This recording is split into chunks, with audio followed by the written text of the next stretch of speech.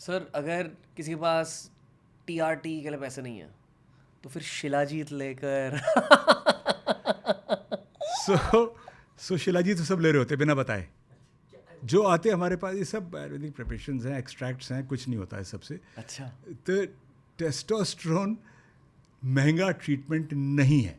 जी अगर टीआरटी लेना है तो इंजेक्शन की कुछ भी मतलब लेस देन 100 रुपीज़ होगा price, okay once in 2 weeks, you know, I can check the exact price, maybe 200, but ऐसे ही है, मतलब something in that zone. Different brands का डिफरेंट होता है।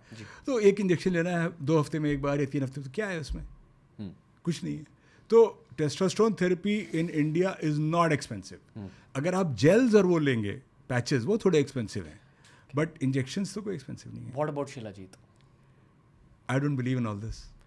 I don't believe in all this, meaning I don't believe in anything that has not been proven by randomized controlled trials. Okay. Whether it is Shilajit, whether it is TRT for normal level testosterone, जब तक वो trial से proven नहीं है तब तक तो कुछ भी कोई भी ले सकता है। जी सर। तो ठीक है, लोग लेते हैं। ओके तो शिलाजी जैसी चीज़ पे ट्रायल होनी चाहिए, बिल्कुल होनी चाहिए, प्रॉपर। इतने सारे लोग ले रहे हैं और जनरेशन से ले रहे हैं, तो करो तो proper trial, and if you prove it I will be very happy to use it.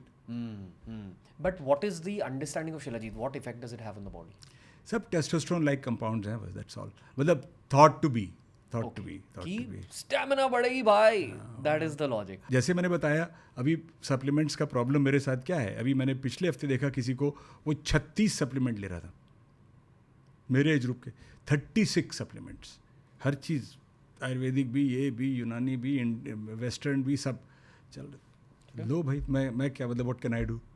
Your choice. Long island ice, your choice, your choice. LIIT of supplement, पूरी chemistry. Yeah. But there must be some side effect to doing that as well. I'm pretty sure yes, but someone has to study that. When you're using things, see, it's funny.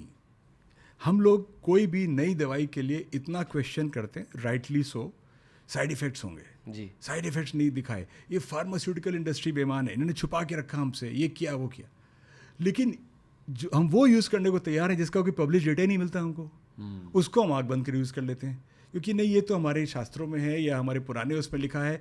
बहुत अच्छी बात है अगर लिखा है तो उसको prove तो करो। आज के ज़माने में हम भी यूज़ करना चाहते हैं, बट बिना प्रूव किए हम यूज़ कर रहे हैं, और जिसके बारे में इतना डेटा है उसमें हर साइड इफेक्ट रिपोर्टेड है, तो लगता है बड़े साइड इफेक्ट है। तो इग्नोरेंस वाली बात है, इग्नोरेंस इज ब्लिस।